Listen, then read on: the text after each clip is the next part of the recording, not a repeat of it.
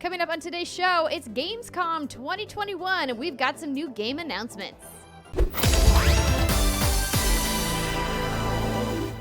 What's good, everybody, and welcome to another episode of the What's Good Games podcast, your source for video game news, commentary, analysis, and funny stuff every Friday. I'm Andrea Renee, joined by Miss Brittany Brombacher. Hello. And Miss Christine Steimer. Hello. It was a little more Muppety than yours, but I did the best I could. You know what? More Muppet is always a good thing. Very proud of you. You nailed it. This is the What's Good Games podcast. Muppet is part of the game. It's just the way that it is. That is one of my favorite fan drawings when somebody drew us as the Muppets. Yeah. I forgot about that. Oh, we got to dig that out of the archive. We need to lay out my Put eyes it on on a that t-shirt. again. Exactly. Well, welcome to everybody who is joining us. Despite the fact that last week I made a disclaimer at the top of the show letting you know we weren't going to talk a whole lot about video games, we of course got a negative comment being like, they're just talking about lady things. I'll pass on this podcast. And I'm like, oh, facepalm. People are not very good at listening. It's okay, but we are here to talk about video games this week, so hopefully you'll give us another shot out there, random internet commenter. Speaking of random internet comments, we have been away from asking you guys to give us wonderful 5-star reviews. It's a thing that helps the show out. It takes just a couple minutes of your time, and if you can't afford to throw us a couple bucks on Patreon, it's a great way that you guys can show your support for What's Good Games by going to your favorite podcast platform and leaving us a 5-star review. If you want to leave a review of any other star denominations, you could just pause and not do that. You know, we're really just only looking for that magic number 5. It does really help us out in the rankings, so thank you to everybody who has taken the time to do that. It warms our heart reading your guys' lovely thoughts about our show. And thank you to all of our patrons. We see you guys coming with your pledges for re-supporting us at patreon.com/whatsgoodgames, so thank you to everybody that's doing that. Brittany is working hard behind the scenes to fix the billing error, and when I say Brittany, I mean she is communicating with Patreon. Patreon is trying to fix the billing error that we had for the month of August. She put out a note earlier, and I just want to reiterate that here, that if you did not receive your refund for the month of August and you're like, hey, where's my refund? Send us a private message, because we have to go through line by line every single patron in our Patreon, which is going to take us a little bit of time. So if you want to expedite that process, just send us a personal message and we'll, kind of fast pass you to the front. Or if you don't care and you don't mind waiting, thank you for your patience. It wasn't our fault. It was Patreon's fault. Well, it was partially our fault. And then Patreon tried to fix it, and then they fixed it incorrectly. And now I'm boring everybody. No need to get into it. But the good news is that I did finish the t-shirt design for May. Everybody's super excited. Hell yeah. Yeah. So I'll be posting that as well. So keep your eyes peeled for that. Woo. Ooh. That was a lot of announcements at the top of the show. Indeed. I know. I have to fully admit, I forgot about the review process. I forgot that I'm supposed to pull those. I forgot that I'm supposed to pull new patron names. We're getting back in the groove, ladies and gentlemen. Thank you for your patience. It's going to take a little bit. Yeah. Take a minute. Yeah. That's It's fine. okay. Yeah. We'll do all of the new Welcome to Patreon next week. We can get everybody caught up for the month of August and anybody who joined over the summer. And then we'll be back with our Patreon producers in September, which will be great. So thanks for your patience, everybody, as we, kind of reboot ourselves. Had to press the old restart, the old Control-Alt-Delete, Ooh, and task. Yeah. Exactly. End the task and then relaunch the task. Yes. Okay, let's go ahead and just jump into some headlines from this week. Gamescom 2021, digital again, virtual. I was going to say virtual, and then I came out weird. Virtual/digital again this year, because obviously the global pandemic is still raging. Get your vaccines, everybody. Just do it. It's free. It's quick and easy. Literally the only free part of American healthcare. Yeah. Hey, touche. Just walk into, CVS or Walgreens. Boom. Done. Anywho, Gamescom. Yeah. Brittany, you want to kick things off? I would love to kick things off, Andrea Renee. All right, so all of these articles are coming from IGN. So obviously Gamescom opening night live happened today, which is Wednesday, the 25th of August. And it was a 2-hour show. There was quite a lot that happened. And Andrea, I know that you got to see a little sneak peek of the very first thing that was announced, Saints Row Reboot. This is true. I did.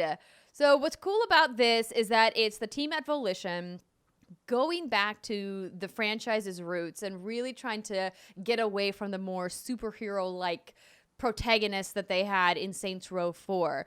And I got to see a behind closed door presentation last week and got to hear from some members of the team, including Jim Boone, who's the studio head over there, and really kind of hear from them about everything that they are doing to kind of bring this franchise back. And it's interesting that they're bringing it back now because clearly GTA Online has not really wavered in its popularity, and Saints Row is going to be going head to head against GTA. Not like they haven't been before, right? Saints Row and GTA have always been kind of, arch nemesis, if you will. Nemesis. I would say like it's kind of like Pepsi and Coke. Fair. That's good. There is a clear winner, but both have distinct audiences. Yes. There you go. Like, I love me some Saints Row. Have not played much of a GTA ever in my life. See, more interested you're in a Saints Pepsi Row. girl. Well, there's nothing wrong with I that. prefer beer, but like I'll roll with Pepsi. Yeah. Also, can we just shout out to Brittany Brumbacher just straight up drinking whiskey from a bottle, right from the bottle, everybody. Motherhood, everybody. You are almost done. What are you gonna do when you finish that? This is the bottle Jason and I took with us on our little weekend getaway, and this was full in 2 days. My God, this is what's left. Yeah, it was a good time. We had a lovely time. Here's the thing, though, I forgot you were glasses. Drunk. I didn't bring any glasses up. It was a good time, Steimer. I don't have any glasses up here. So while the ladies are being classy as fuck with their little What's Good wine glasses, I'm just here drinking out of the bottle. But it's true. You know what? You got to do what you got to do. But this is why we love you. You're keeping it real. You're like, listen, when you don't have glasses, improvise. It's in a glass. It's in a giant glass. Who needs a glass when you got a glass? It's in glass. Yeah, exactly. Okay, talking about Saints Row. I'm not going to deep dive too much because I'm going to talk about this a little bit later on when we talk about hands-on and what we've been playing. But just kind of like high level, it is definitely a reboot. No, you won't see characters from the franchise past. Like, everyone's asking, where the heck is Johnny Gat? They've been sticking to their guns saying this is an all-new cast. Now, but will there be a dildo bat? That's my question too. No dildo bat as far as I'm aware, but they said that there will be some Easter eggs and that there will be some off-the-wall weapons. So there's going to be like a dildo in the corner, but you won't be able to pick it up. Yeah, I think that they want to get away from their dildo bat legacy. They really cannot escape it. I don't know that they can. Yeah, I was going to say, I feel like you just need to make a new game at that point. Just make a new franchise. Yeah, I mean, you're not wrong. So that led off the show, and then next up, to me, was actually more exciting. It just got more exciting as the show went on. Jeff knows how to do a good show, for sure. So the next thing that kicked off was Marvel's Midnight Suns, and I just love this trailer. I loved it so much. I think it had this really cool Enter Sandman cover playing in the background, but I liked it. A lot of people weren't so keen on it, but it's the internet. So here's what we have to say about this. So according to creative director Jake Solomon, Marvel Midnight Suns will feature a customizable superhero and will also flip the script on the typical XCOM experience. Instead of a survival horror-like experience in which soldiers have to battle to stay alive against impossible odds, it will pit superpowered characters like Iron Man and Captain Marvel against large numbers of enemies, with the goal being to take out as many as possible.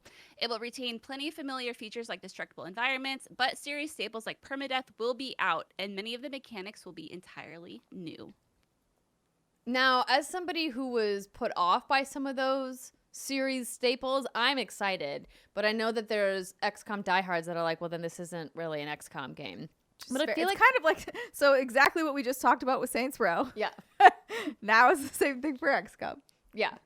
But I think that they have to find a middle ground when you're working with a giant license like Marvel, right? Like, if you're working with these iconic characters and you're trying to bring in people who are fans of Marvel and Marvel games, then you have to, make some compromises. Yeah, so as someone who, again, like when it comes to Marvel characters, don't know a lot about him. I just see like the yellow man. I'm like, that's Wolverine. But when you see the yellow man, the claws. So do you think this is gonna work? This XCOM formula in these iconic characters? Yes, I definitely think so. All right. I honestly think it's going. If you take a developer, like Firaxis, who is fantastic, and you take these well-known characters that people obviously love, I think it's definitely a recipe for success. Now, I think that there's nothing wrong with saying, hey, we're just going to deviate from our normal formula in order to do something different. Like, fanboys, just cool your jets a little bit and let them experiment. Let them try something. And if this isn't for you, that's okay. Not everything has to be, you know? Stop using logic, girl. What are you doing? Everything must be for me, or the world is trash. Those are my opinions, and I'm sticking to it. Yeah. Cool. Or Great. that. Or that. All right. I'm the curmudgeoning old lady in the corner. The gaming grandma is what we'll call you, Steimer. We love you. Please do. You're perfect in every way, shape, and form. All right, the next thing that was shown was Call of Duty. So Call of Duty Vanguard reveals a 9-minute video campaign gameplay, a video of campaign gameplay. So Activision shared new campaign footage of one of the main characters in the upcoming Vanguard. The gameplay footage has you playing Petrova. Sorry, that was terrible. A Russian sniper fighting on the Eastern Front. And now I know a lot of the Vanguard info dropped when we were still on maternity leave, so I was doing a little bit of reading into it. And first of all, shout out to one Alexa Ray Korea who was writing on Vanguard. Yeah, she's part of the fantastic team at Sledgehammer Games. Also on that team is Belinda Garcia and a bunch of other fantastic people. And I think it's awesome that they have so many women on that writing team because it's just something you don't really see that often. So shout out to all the ladies up in Sledgehammer Games. You go, girls. So what I think what's interesting about Vanguard is it follows this Project Phoenix, which is this fictional operation. And I believe there's a bunch of Nazis trying to bring back the party after Hitler's been killed. Anyways, this whole fictional thing, obviously, but they're focusing on these 4 characters. And it's kind of like this what if scenario, like what if this actually happened? So I think that's where they're coming from when they're like, it's a retelling of World War II or a new point of view, something along those lines. But what I really liked alternate universe. What I really liked about the gameplay demo was it just seemed much more, I don't want to say the word cinematic. Maybe you ladies can help me if you saw it. But it just looked not just like the run and gun action bang bang bang that you would expect from a Call of Duty gameplay demo. It looked like it was much more thought out. You know, you had to take your sweet time in certain locations. There's always something interesting happening in the background. The woman Petrova was scaling the walls. And I was looking at this, I'm like, it looks like Call of Duty, but you can tell that something's much different about it in a good way. It just seems much more narrative driven. And to me, like, that's a very good thing.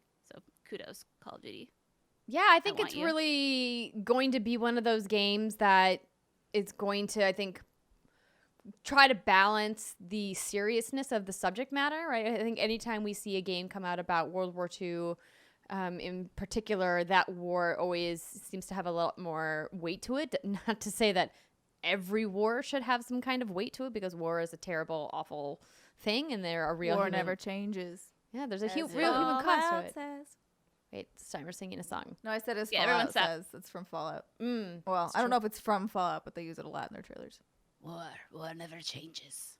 Mm-hmm. I'm available for VO work with us. Excellent. Booking you now. I can do Muppet. War never changes. Oh my God, what if they did an entire Muppets Fallout?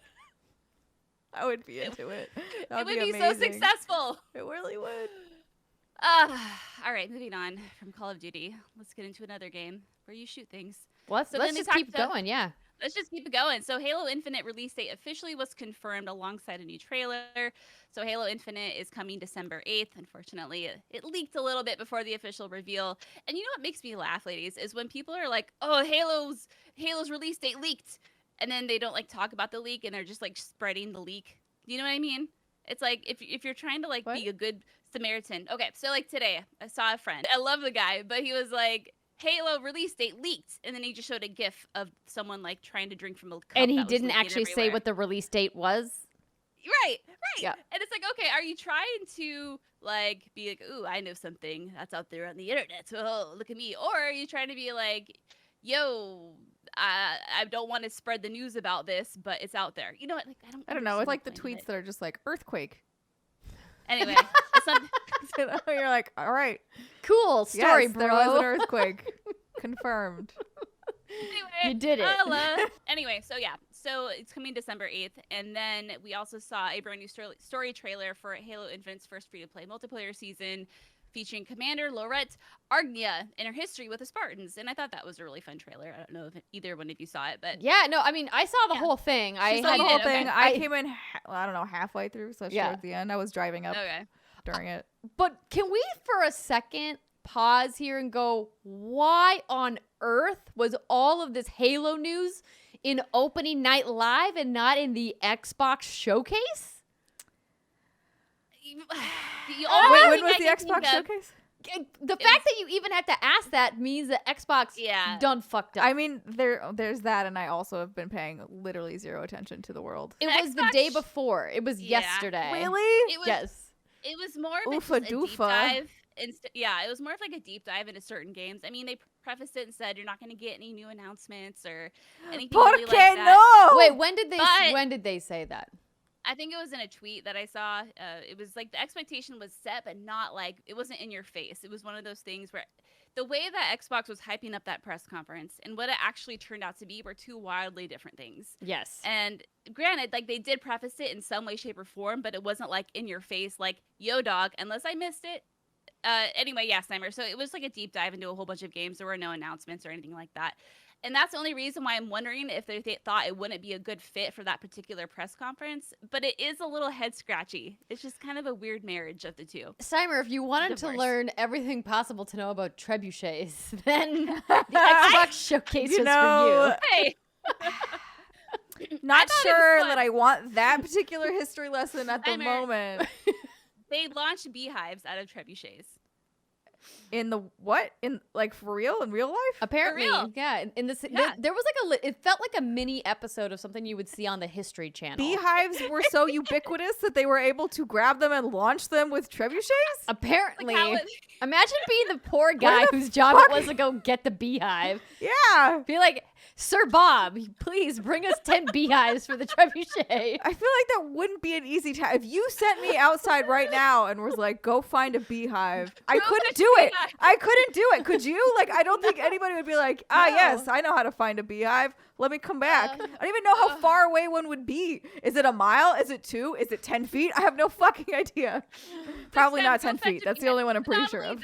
You stick it in there and then you launch that bitch. Can you imagine like what would happen? Like I feel like it would disintegrate in midair. Like I don't know. Yeah, it's not a particularly stable object. Oh, I mean, I love the idea of a bee bomb in a game where it's fake and you just make the physics work and it's fine. Like I loved in BioShock bees. Like that's great. Yes. But I can't imagine that being done in real life. It's just the goofiest thing. You know, shout out to Microsoft for making us talk about this, you know, because maybe we wouldn't be talking about their showcase at all if they hadn't given us the trebuchet lesson. Did they pay for the clip of the Wicker Man? Not the bees! No, they did not. No. Opportunity missed. Missed opportunity. You have the money, Microsoft. Just fucking license it. It was a good beat. We're talking about it, like you said. See, that's the kind of dumb money that I want them to spend on marketing. 100%. Do it. Pay for I will license. watch your shitty showcase if you put a little Nicolas Cage in there. But friend of the show, Paris Lilly, did co-host the event, so props to Paris. He did a fantastic job. But yeah, so I just wanted to stop and say that there is obviously more Halo news. I was really wowed by the design of the specialty Elite controller, the Series 2 controller with the Master Chief design, and then the Series X console limited edition, that 20th anniversary edition. Both obviously sold out pre-orders almost instantaneously. So if you were hoping to get one, I guess you're going to have to go to eBay, friends. Pobrecito. You're shit creep. What's funny about this, like when I saw the pictures, it just made me very nostalgic for the old days because my first Xbox 360 was the Halo edition. Aww. And I was like, it was like this olive green with some gold accents. And I'm like, this design is much better. The Infinite design is very nice. Yes. It's fair. It looks good. Just speaking of Halo, we didn't talk about this last week. I don't even know if the news had broke last week. I don't even know anymore. Obviously, campaign co-op isn't launching with a game, and that makes me very, very, very sad. That's and so I'm weird kind of to me. It is weird. That's a pretty big staple feature. Yeah, and they even acknowledged it in their dev diary they did, but I it hope ain't so. coming. You can't sweep that shit under the rug. No, yeah, they're like, we know this is a big deal, but it needs to happen. And I mean, in a perfect world, I would just say delay that bitch again, but it ain't that easy for reasons. Yeah. But dang. I mean, they brought that game release all the way up to the end of 2021. They were like, it's still gonna release in 2021. Yeah, December 8th. So that By the means skin of your teeth. that it's going to be out of Game Awards contention for this year, which Probably is for the best, honestly, for them. Honestly, yeah. Yeah. I guess. I hope better that product. I hope that the game is good. But I'm then still again- a little nervous based on even what I saw last year. So I'm just like, please. But to be Andrea's point, yeah, next year's gonna be fucking stacked Yeah. for games. So their game of the year contention, who knows? But anyway, it makes me sad. Makes me very sad. Moving on though. Persona 5's Morgana is gonna be in Super Monkey Ball Banana Mania. I don't know if Adorbs. we have any Super Monkey Ball fans. No, among but I the love three of us. Morgana. I know, me too. So that's cool. Also, shout out to Kiryu from Yakuza, who's also in a Monkey Ball. Love it. Thank you. Monkey Ball. Monkey Ball. Next up, April O'Neil is a playable character in TMNT Shredder's Revenge. The microphone-wielding journalist will kick ass alongside the turtles in the retro throwback game for PC and Nintendo Switch. And the best part, she can revive the turtles through the power of pizza. It's just like the arcade Now game, I want man. pizza. I Sounds know, good. pizza. Delicious. The next game, which might be one of my favorite games of this whole thing, Cult of the Lamb was revealed by Devolver Digital. Is it Now- as creepy as it sounds? No. Oh, okay. I mean, great. on paper it might sound creepy, but it's actually like really kind of like cute. Kind of looks like what's it called, Binding of Isaac. It's kind of like that art style. Okay. So here's the synopsis on the YouTube video, and I just have to read this because like it's just so me. Cult of the Lamb casts players in the role of a possessed lamb saved from annihilation by an ominous stranger and must repay their debt by building a loyal following in his name. Start your own cult in a land of false prophets, venturing out into diverse and mysterious regions to build a loyal community of woodland worshippers and spread your word to become the one true cult. Okay, On that returning sounds to your pretty great.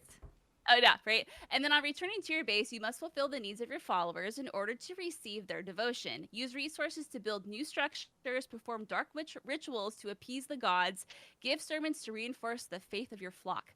As their devotion to you grows, so will your power allowing you to venture further into the mysterious forest and discover more of its dark secrets. Will you be loved or feared?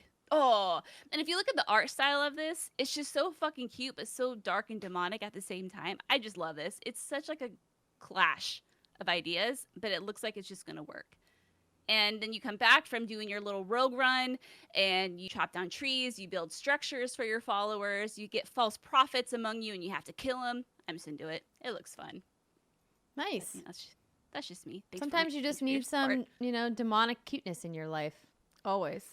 All right, I'm gonna run through these next few. Stop me if you're like incredibly Yeah, interested and I by don't them. think we need to go through every single announcement that happened in No. opening night live either. Just like cherry pick the ones that are, the juicy ones. The juicy ones. So I would say Lego Star Wars has a spring 2022 release date. This Yay, game, that man, game looks good. I just want it to come out. it's been delayed a bonkers time. Like Yeah. this, like, the amount of time has been delayed like over 2 years. I now? mean, because I'm like, I saw this at a real event whenever Yeah. those still happened, that E3, the last E3. which is kind of wild to think about. I wonder if they just had to like rebuild their engine from scratch or something really wild like that.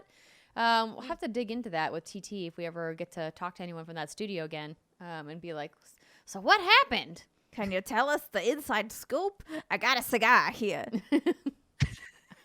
I don't know why that I would love it. help, but it might. Maybe You're they'll. the best timer. I love you. The next game that I thought looked fucking trippy but great as hell is called Doke-V. I think that's how you say it. Doke-V. Doke-V. Okay, it's like Togepi from Pokemon. Anyway, Doke-V, the creature catching adventure from the Black Desert Online team, looks like a shiny, colorful dream. So it's an open world action adventure game where you befriend strange creatures called Doke-V that gain power from the dreams of people. With them, you explore the world, catch even more creatures, and get into fights.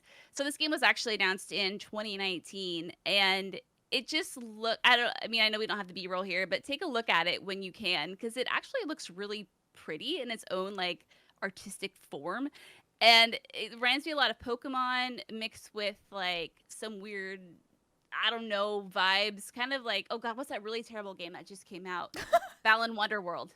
Sorry, That really but, like, the terrible art game style- that just came out. Okay. But like the art style of 12 it, minutes? but like 20 times more crisp. Oh, just No. saying. Oh, wait, did you play it? I played a little bit of it. We'll talk about We'll it talk later. about it later. Oh, okay.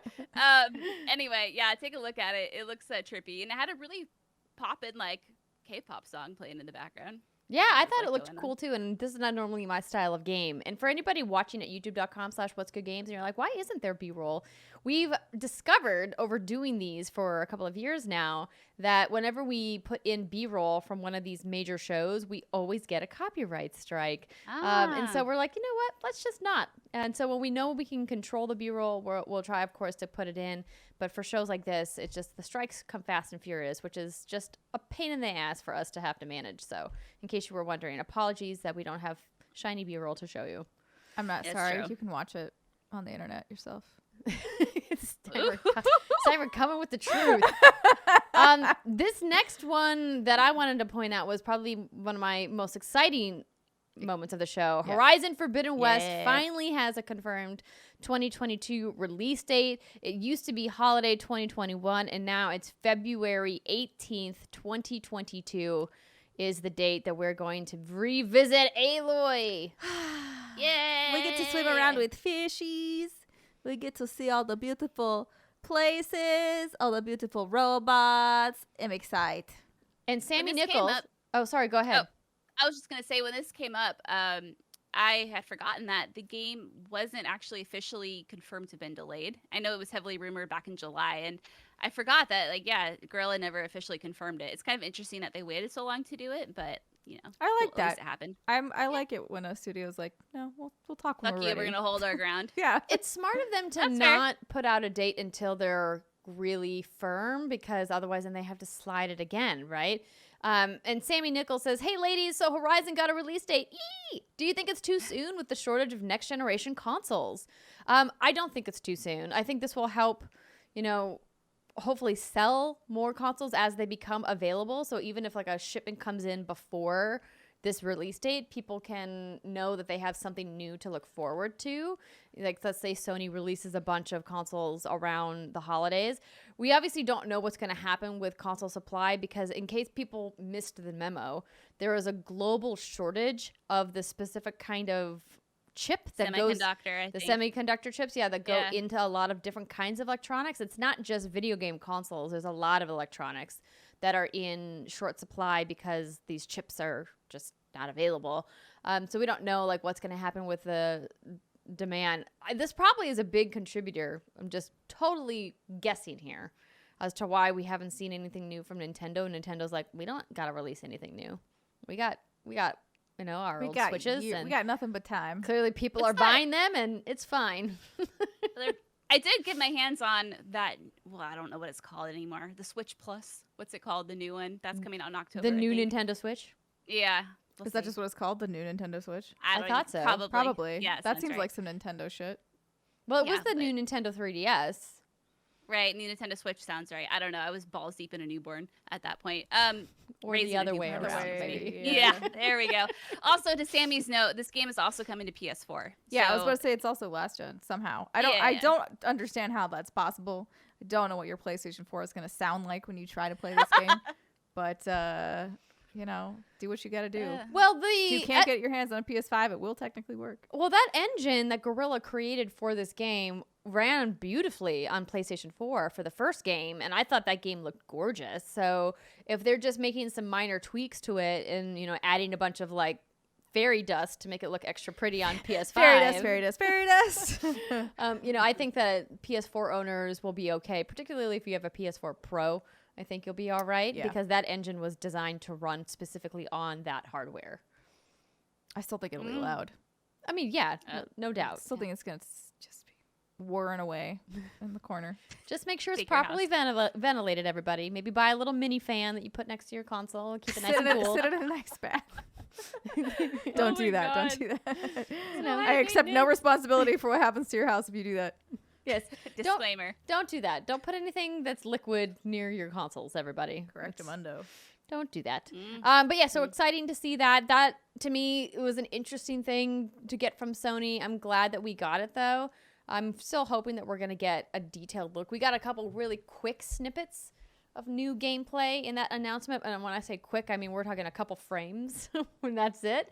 But I think we can expect a state of play from Sony sometime soon, because we haven't seen anything from God of War Ragnarok, and they've now confirmed that that's a holiday 2022 release. Yeah. That Corey Barlog just sitting on his ass, not doing shit without Alana Pierce, man. What the fuck are they doing over there? Yeah. Oh no.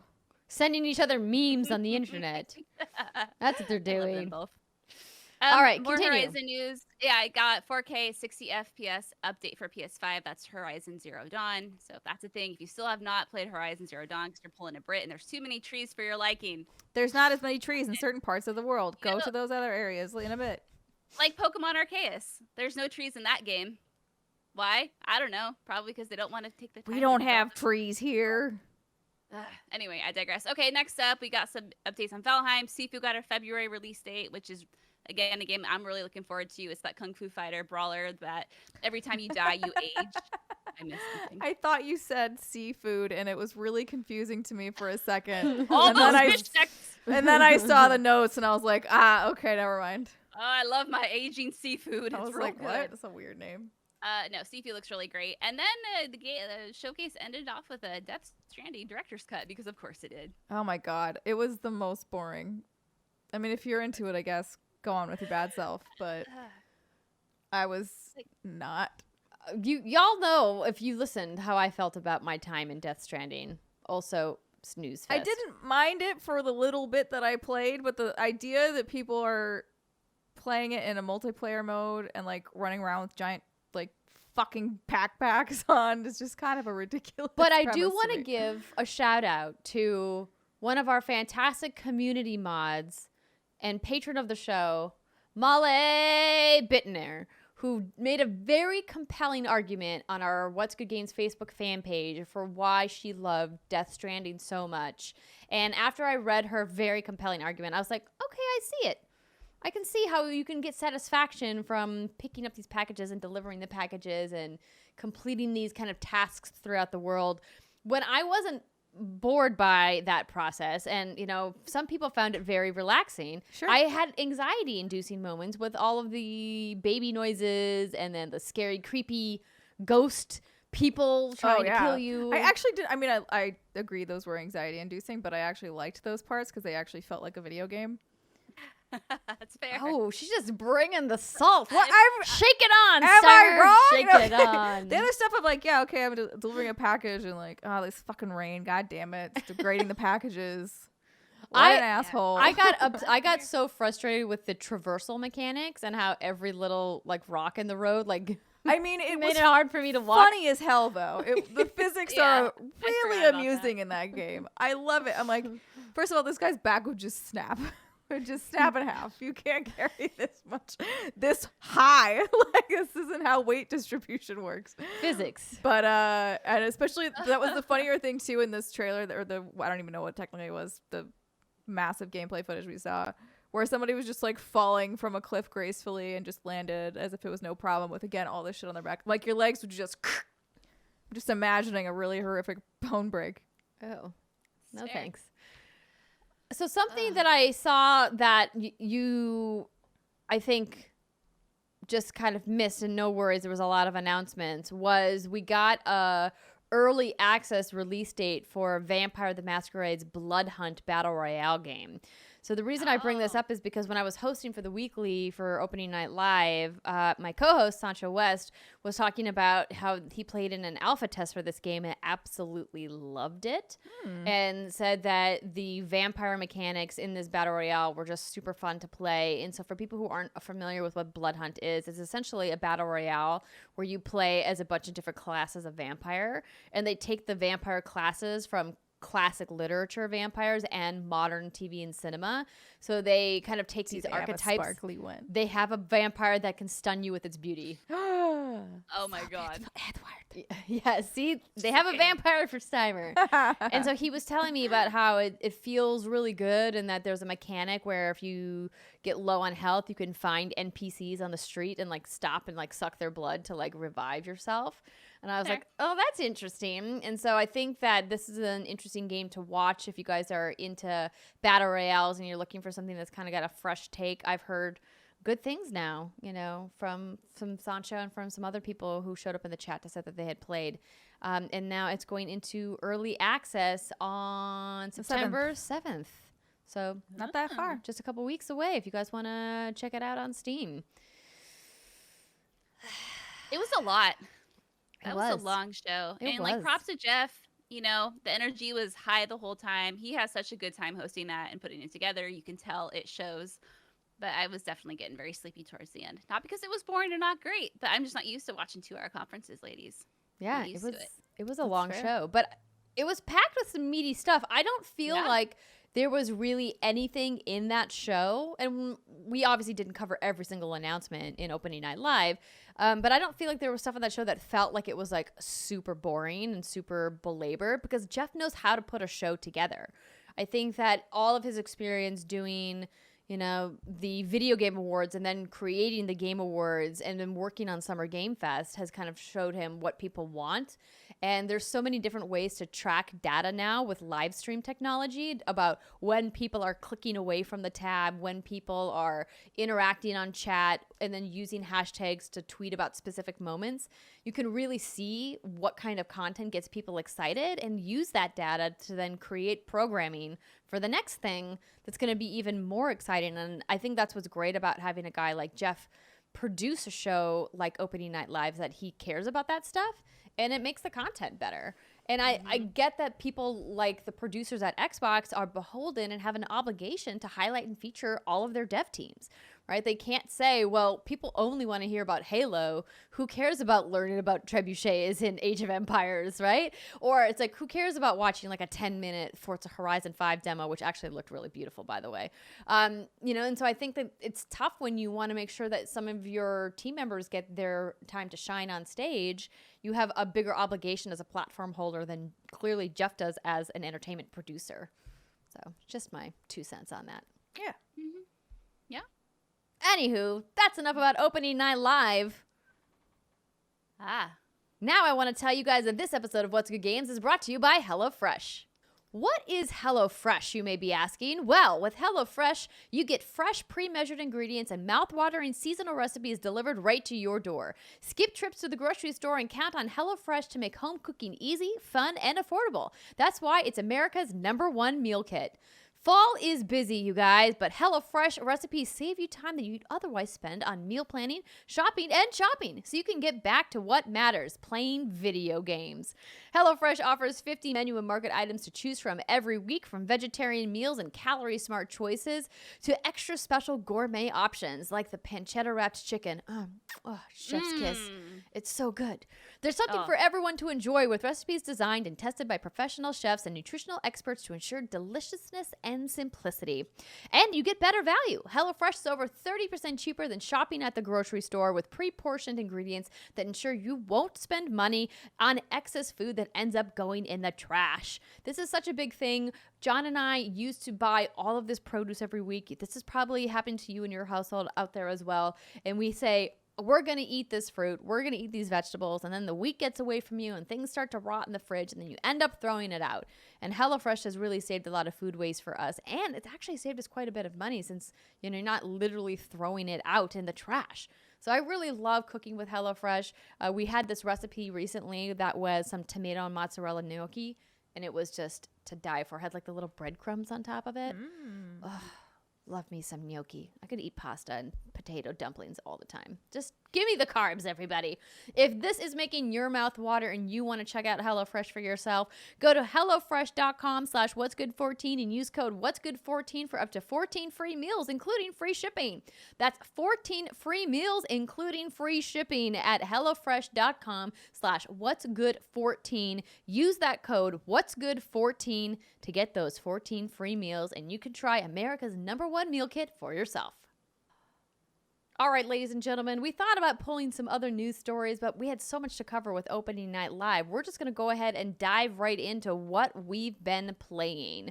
Now, I mentioned early on in that segment that I had been playing, well, not technically playing, it was a hands-off demo of Saints Row. So this reboot, I just want to give a kind of high-level overview before we move on to Brittany and Steimer playing Psychonauts 2. So that's what you guys have in store.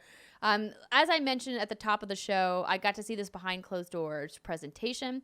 So if you guys want to know a little bit more, what I thought was really interesting about the presentation that I saw, Jim Boone, the head of the studio, called it a modern urban city sandbox across 9 unique districts. So the new area is called Santo Eliso. They're calling it the Weird West. It kind of has an El Dorado vibe. And so this is a new area, a whole new cast of characters. And they really want to kind of get a fresh start, which is why they're rebooting it. They're also calling it a power fantasy for players where they are building a criminal empire. So when I was interviewing Jim on Twitch Gaming, he was like, we just love crime. Like, is that a thing you want to say publicly? I think in the context of video games, it's perfectly okay. I think that's the idea, is that they don't in video games. I feel like some crimes are not okay. Well, obviously, but it's better than him coming out saying we love violence. I mean, which is a lot of other mature rated games, right? But maybe he really just loves like fucking tax evasion. How would I know? You know, of all the crimes you were going to pick out of thin air, tax evasion was not what I was expecting. Well, when you're talking about building a crime empire, I don't think of like, I mean, there's a little bit of murder speckled here and there, but a lot of it is like money laundering and or heist. Theft. Yeah, theft. yeah. A lot of theft, I think. Yeah, that's how I think of it anyway. That's true. A lot of maybe assault and battery. Maybe some Grand Theft Auto. A little light assault and battery, yeah. Maybe more. Extortion. Yeah, there we go. Extortion. That's a good one. I like it. Shoplifting, maybe? Just some casual like shoplifting. small potatoes. That's like what you do for a quick thrill. You know, sometimes you just need the little things to remind you you're alive.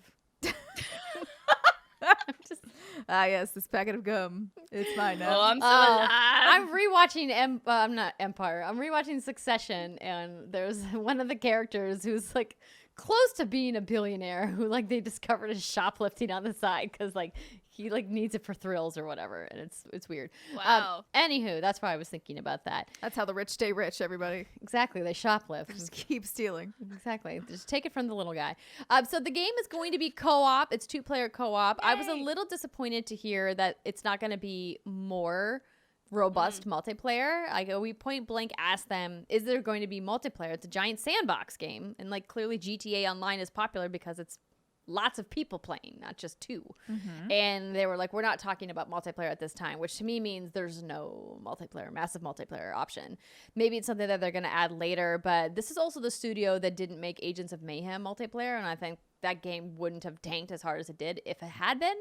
But co-op is back. Co-op has been part of Saints Row for a while, and now they said that the games and all of the missions in the game are designed for co-op. Yes, Brittany. Teacher, I have a question. Yes, ma'am.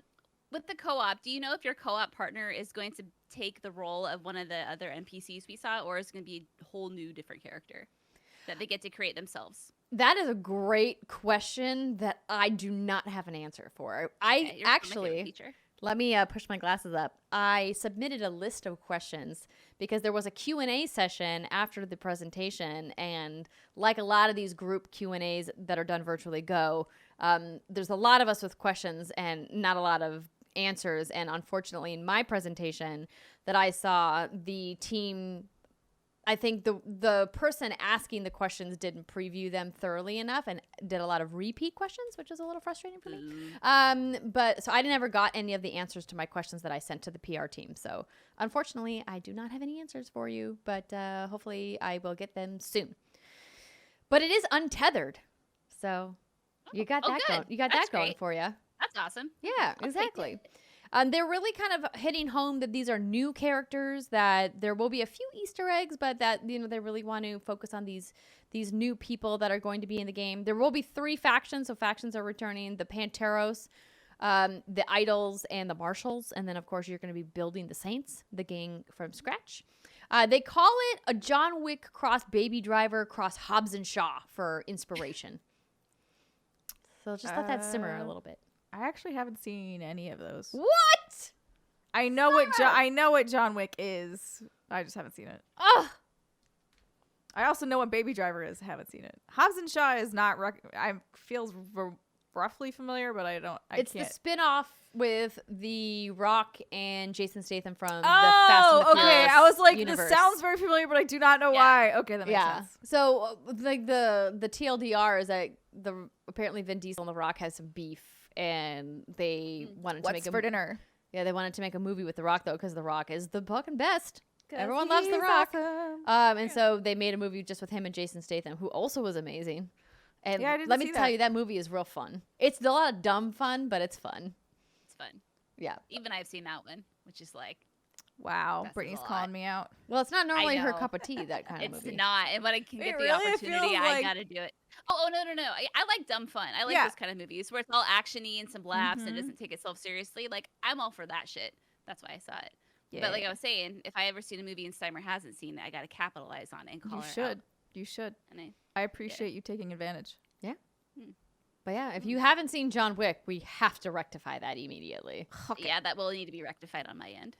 Yes. Wait, Oh, so you so have or good. have not seen it? I've not. No.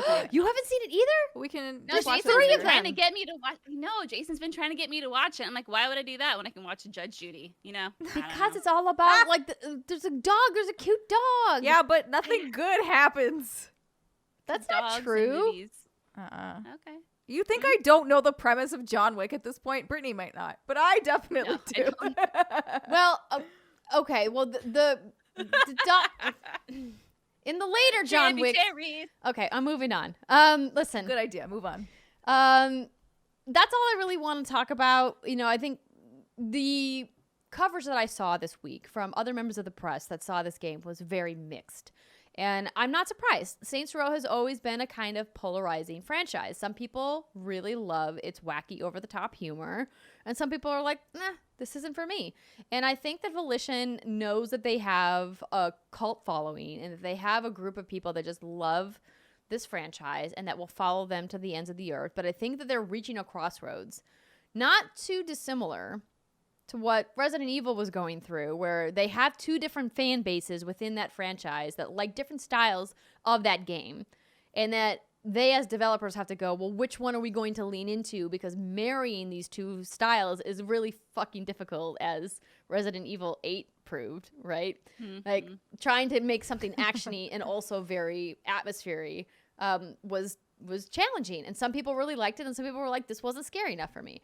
And I think that, you know, Volition is going to run into that with this reboot of Saints Row, that the purists of that franchise are going to be like, this isn't pure enough, and the people who loved the over-the-top action of like Saints Row 3 and 4 are going to be like, this isn't like over-the-top enough. So we haven't seen enough of the game to really dictate what this reboot is going to be, but the early previews have suggested that people are skeptical. What did they actually, like, what were they doing as part of the missions that they were showing you? What sort of crime are we talking about here? They didn't actually show us a ton of gameplay in my Oh. demo. It was a lot more like presentation where they're talking about, you know, when you like watch a Yeah. PowerPoint. And Yeah, I know what you're talking about. know. Okay, well, it's good to know. I wasn't sure if they like showed you a bunch of stuff or not. Not a bunch of stuff. They showed us like a little bit of gameplay, but not a lot. How did the city look? The city looks great. I thought the graphics looked good. You know, it's coming, you know, spring 2022. You Did know, it look like it was coming in spring of 2022? it did. It did. Okay. You know, and it's coming for both gen, and there's going to be cross-gen co-op between Gen 9 and Gen 10, that's which helpful. is great. So if you have a PS4 and you want to play with someone who has a PS5, you guys can play together. So I think that, you know, it looks good, and I don't think that you should be expecting anything like groundbreaking though, because the Saints Row art style is not like based in photorealism like a Call of Duty is. It's very much cartoony. Yeah. Oh yeah, I saw a bunch of people on Twitter being like, "It looks like Fortnite," and I was like, No, Was Saints it Row that was first. cartoony? Saints This Row was idea is- first. Yes, exactly. Do you kind of get the sense that they're trying to change their overall image just from the presentation you saw? Because when I think of Saints Row, I think of a really like wacky, over the top, fun game that I'm gonna hop in, and I know like the superhero powers are going away. I'm gonna play it for maybe like 5 to 10 hours just for like the wackiness of it all, and then not really get too involved in the story and like peace out afterwards. But do you think they're trying to change their image a little bit with this game? Yes, I do. I Okay. think that they're specifically marketing it as a reboot because they want to bring people back to the franchise that left it during 3 and 4 and want something that feels a little bit more grounded, like a GTA game, that feels a little bit more realistic and less like we're blowing up the planet, right? Okay. So I definitely think that that is what they're going for. And that they call it, you know, a modern urban city sandbox. And so that to me sounds like they're really trying to make it feel more like an open world game that could be set in a real city, but has that like Saints Row weird on it. So, But not too weird, apparently. Not too weird. yeah, just like a dash of Just weird. enough weird.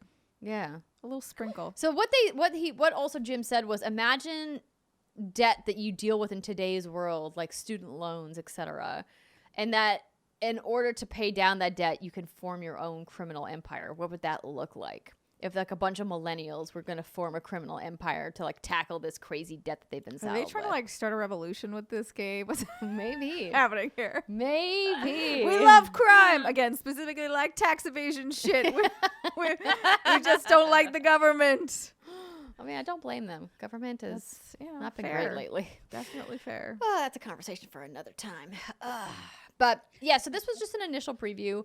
I can expect that we're going to see more, but that it's going to pull back from where the franchise went, which was crack house to the penthouse to the White House. That's what they said. That was their previous formula.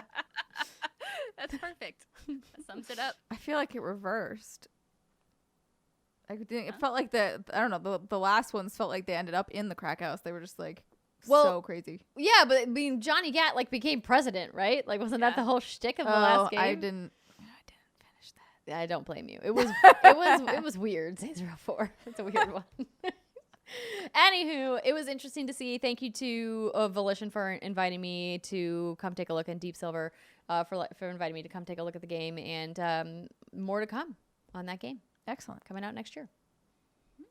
And now we can switch gears to something that is it's very proud to be wacky and wants to let its freak flag fly. Yes. I'm so glad I didn't mess that up. I was a little worried about it. Nailed it. Thanks to Xbox for sending over codes for Psychonauts 2. And They didn't send me a code, but I did download it on Game Pass. Maybe it's buried somewhere in my I bet inbox. you it's in your email and you just missed it. I did look. And I didn't see anything. Oh, you should have messaged me. Okay. Thanks, Xbox, for sending us codes. Thanks, Xbox, for sending it to them. Or maybe you sent me one. I don't know. I just downloaded it on Game Pass. But it's yesterday. free if you have Xbox Game Pass. Yeah, exactly. That's what I did. So I've only played, I don't know, like, you and I are like roughly at the same spot, actually, Britt, where we've passed the first boss of the game. But I don't think either of us actually have any prior Psychonauts experience. Is this correct? See, I thought you had played Psychonauts. No. I've played a lot of, I know you why you would think that. I've played a lot of Tim Schafer games. Okay, that's what. Okay. I played like I am a Tim Schafer fan. I also really love a lot of the things that Double Fine does, but I don't know what, for whatever reason, just missed the Psychonauts train. And then when I saw that they were bringing it back, I was like, okay, I don't know, kind of interested in it because again, it's Double Fine, and I usually like what they do. And I saw this game at a preview event. I don't know what year it was because who really knows anymore. It was announced in 2015. Pre-pandemic for sure. Oh my gosh, so long ago. And it was basically like the first area of the game that we ran through. It was at a loft somewhere. Was it here? I don't know. It doesn't really matter, but my brain is like, now where was it? Oh, was that at Judges Week? Maybe? That sounds It like was, a weird it like was loft at Judges situation Week. It where was there's, the like, indie 3 night floors. at Judges Week. Yes. What was that, 2018? A while Yes, ago. it is. But and then I honestly like just forgot about it because there's a lot that's happened since then. And then I saw people like tweeting about it this week, and I was like, oh, is that coming out soon? And then I looked, and I was like, oh shit, it's out today. Let me download this. Let me get it going. So that's what I did yesterday. I hope that you did too, because I have to say, so far, I am very much enjoying this game. I think it's a lot of fun. I think it's really charming. If you don't like the Double Fine style of humor, I don't think you would like this game. But if you are familiar with their titles and familiar with how they kind of operate or how they have been operating for a while, I think you'll be down and into it because it's interesting. You basically play a little character named Raz, which I also just love the name. His name is Rasputin, but Raz for short. And I didn't play the first game again, so I don't have a lot of the context from before, but they do catch you up fairly quickly, and like just a little, he writes a little letter and he basically outlines everything that happened in the prior game. And I don't really care to get into that right now, to be honest with you. I don't think that's necessary. If people want like the if you want like the whole, if you want the 411, you can honestly just download it on Games Pass and watch that first bit and you'll be caught up. But really the premise is that there is a group of people called the Psychonauts, and they are sort of detective-ish, sort of like secret spy, just kind of trying to solve mysteries. I don't know why I thought of Carmen Sandiego at that particular moment, but I like did. it. And so there was a whole thing that went down in the first game where like the leader of the Psychonauts was attacked, and now you're basically trying to find out, because the person who was caught red-handed, kind of an idiot. So they're like, this seems not true. Like, this seems like this couldn't be the guy who did it. We should find out who's really doing it. And then you kind of like uncover this whole other plot. But you as little Raz are not technically a Psychonaut. You're kind of like in training. And at the end of the first game, I guess they kind of make you an honorary one, and then they pretty much take it away at the beginning of this one, where they're like, yeah, that person didn't really have the power to give you that, so here's this lovely intern program. Oopsies. So you join the intern program, which I really think that this game is very delightful, and you get to like relearn all the powers. So again, if you were really unfamiliar with game one, you'll be totally fine. They'll walk you through everything. You can levitate. You can use like an astral projection arm to pick things up and throw it. You can psi blast people. You can light shit on fire, which is always really fun. And then you can do the thing that the gameplay element that I find really interesting and fun for me is it called mind bending, Britt? Is that mind? The one where you basically are connecting the dots between the thoughts on people. I think it's called mind bending, but I could be wrong. I know it's mind something. Yeah. And essentially what it is if you start talking to people, if you are talking to me and you're like, oh, I don't have to get this. Trying to pull up an example is going to be very difficult, but it's fine. Steimer, I love your haircut today. Oh, the hair, like, and you could be like, okay, and then like a haircut like bubble might come up, and then the word good might come up, and then you could possibly reroute those thoughts so that you would be thinking, or I would be thinking something other than that. Like, so if you connected hair to like disgust, then it would be like, I hate that haircut. It looks terrible. Why would you do like, so you can change people's minds on the fly or change like their perceptions, and I think that that's just really an interesting and cool mechanic for the game, and I think the message of the game so far for me has been really interesting and powerful in that way, where it's just like, hey, like your thoughts are not necessarily reality, and you can change your perspective by what you're associating with said object or said obstacle in your life, whether it's physical or not. And I think that that's just a really interesting message, especially now when we're all a little cooped up, we're all a little strung out, we're all not from drugs, just like from the world, from stress. From stress. Like there's a lot happening, and this feels like a game that actually might help you process some of it in a way. And I don't think that's necessarily what they intended. Again, this game was announced in 2015. They had no idea this was coming, but it just kind of one of those right place, right time things. Absolutely. And something I also really love about this is at the very beginning, before you even boot the game up, you get a mental health advisory. And what it says, and I'll just like read a few sentences of it. It says, Psychonauts 2 contains artistic interpretations of serious mental conditions, including addiction, PTSD, panic attacks, anxiety, and delusions. These conditions are usually presented in a lighthearted or even comical manner, but still might be distressing to some players. Ultimately, Psychonauts 2 is a game about empathy and healing. If you find yourself experiencing a negative reaction to this content, or if you need mental health resources, please visit takethis.org/mental health resources. So, like, I think that's so cool that that's there in the very beginning. And yeah, like I had never played Psychonauts, so I didn't know what to expect. And the reason I never played Psychonauts, the first one, is because I thought the characters looked terrifying. They do still a little bit. I think it's the fingers. It's the fingers for me. I don't know if it's for you. Yeah. No, they're like the long, spindly fingers. Yeah, I'm not into it. They look like spider legs. I was thinking about that on the drive up. I was like, I really don't like this art style, and I can get down with the bobbleheads. The bobbleheads don't bother me. It's the fingers. I can't. And the animations are beautiful. Like, it's really well done. But yeah, it's just the fingers when they like lurk over something. Like, oh God, please get those solid fingers away from me. Heebie-jeebies. But no, like, it obviously, like Steimer was saying right now, I think it really can help people cope with certain things that are happening. And some of the fun, like, enemies in this game, one of them is called Regret. I think it's Regret. Steimer, let me know. And it's like this little flying dude that's carrying a big weight. And it's like, regret can weigh you down. Or there's an enemy called Doubt, which is this purple blob, and doubt can slow you down. And if you step in the doubt enemy, like, you know, your movement speed is greatly reduced.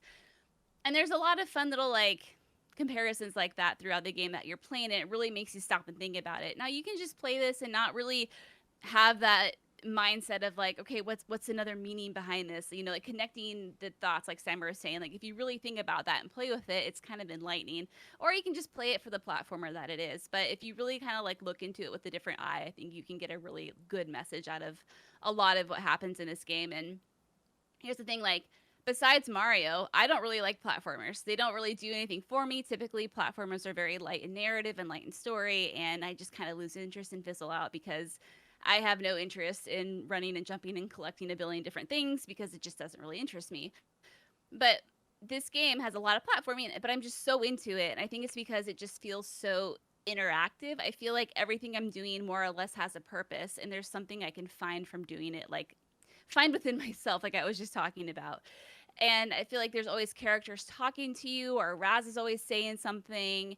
And the levels are themed around a character's brain. So, you know, you hop into a character's mind, and, you know, if there's a dentist, you know, the platforms that you're jumping on in their mind are going to manifest as molars. And there's just interesting stuff like that that can happen. And I'm just super into it, and I never thought I would enjoy this game. Like I said, I avoided it deliberately because I thought it looked terrifying. But because when the review code came in, and actually when I got the chance to preview it about a month and a half ago, I was instantly just hooked. And I just think it's such a delightful little charming game. It's one of the best games I've played this year so far. And you know, Steimer and I aren't even not much into it, but I'm just loving playing and collecting stuff. And you can definitely zone with it too. And there's so many collectibles, and off the top of my head, I couldn't tell you what half of them do. I know they do really cool things, but again, it's just the kind of game that you can just zone with if you want. Like if you have a screaming 3-month-old in your lap when you're trying to play. Sometimes it's nice to just run around and like pick up the currency, and you're like, oh, okay, I'll just like do this for a little while, or I'll see like what collectibles are in this area first, and then I'll go on. Because there's all sorts of little things. So there's figments of the imagination, which are, I really like the art style of the figments. Yeah. Because it's basically sort of like street tag art, all neon, sort of a 2D but in a 3D world. And you go like pick those up. And then there's luggage tags for your emotional baggage. Oh, I love that. And there's little sidecars, which is like how you can level up and get more skill points to, because you have like a whole little skill tree. So each one of your powers you can level up as you get more cards, get more figments, like start collecting things, and you'll start to grow and progress. So I really like that system too, because it was always feeling like I am getting something. I feel like I'm being rewarded, not all of the time, which will feel a little, you know, overkill, but enough where I do feel like I'm progressing a decent amount. And you don't have to collect all of the things to get the bonuses. There's plenty of things. One off in the first level. I had 79 out of 80 figments, and I was like, son of a bitch, where's the one I missed? Speaking of collecting things, Galen Ryder writes in patreon.com/what'sgoodgames and says, a lot of my joy from Psychonauts 2 has come from it being a direct story and mechanical sequel to the 2005 original game. What do you think about playing a collectible-heavy 3D platformer in 2021, and do you think the hook of changing the art style and mechanics focus for each world still works? Oh, yeah. What do I think about a collectible-heavy... Oh, let's just break this into... Collectible-heavy. Okay, so collecting things in a 3D platformer. In 2021. I think any genre of game can work at any point in time. It's just a matter of execution. And for me, it's also a matter of the person playing it and what they have played a lot of recently. I haven't played a collectible heavy 3D platformer. Well, actually, that's a lie, because I was playing Ratchet & Clank before it, and that's pretty much what that is. Ratchet & Clank is exactly a collectible heavy 3D platformer. It really is. No, that's why I said it. That's why I said it was a lie. I lied. If you need proof that it can still work, well, there you go. But it really, for me, Ratchet and this game are still, even though they are on paper like similar in that way, they're just scratching different itches for me, and I'm still playing through Ratchet & Clank and really enjoying myself. But for Psychonauts, for me, it is more about kind of the mental aspect of the story. The powers are obviously wildly different than you would have in Ratchet & Clank, and it's a lot more puzzly. Well, yeah, I would say it's still more puzzly than Ratchet. But I don't think like a collectible heavy 3D platformer is an outdated genre by any means. No. So I think that alone is fine. And I also I think changing the art style for the levels is brilliant. And I think that it makes everything feel so much fresher. I really loved from the first brain you enter into the second, you could really see the difference. And they even changed up a little bit of the gameplay. Like it switches to a 2D platformer at certain points. And again, I think those little changes prevent you from fatiguing out in something where you definitely could if you were looking at 11 and you're like, oh my fucking God, I just walked into a level like this and I'm seeing all these collectibles, I'm out, right? Like you can have that fatigue. It certainly exists. But I think if the gameplay is well done and well designed, you won't run into that issue. Preach it. Preach it. I have nothing more to add. Well, there you go. This is the game that I honestly, real talk, had no desire to play. Love Double Fine. Love the folks at Double Fine. And love that this is in Game Pass. Still, there was just nothing about this game that was speaking to me, but I think y'all sold me on giving it a shot. Yeah. I think it's always worth a try. I do think the first, and they say this is in part of the warning that Brittany read, the first level I think will be the hardest for people to get through. It is a little gross because it's at the dentist. And so there's a lot of teeth. There's a lot of teeth situation, but don't worry. Once you pass the teeth, there's at least so far there's been no more teeth. So like no more teeth.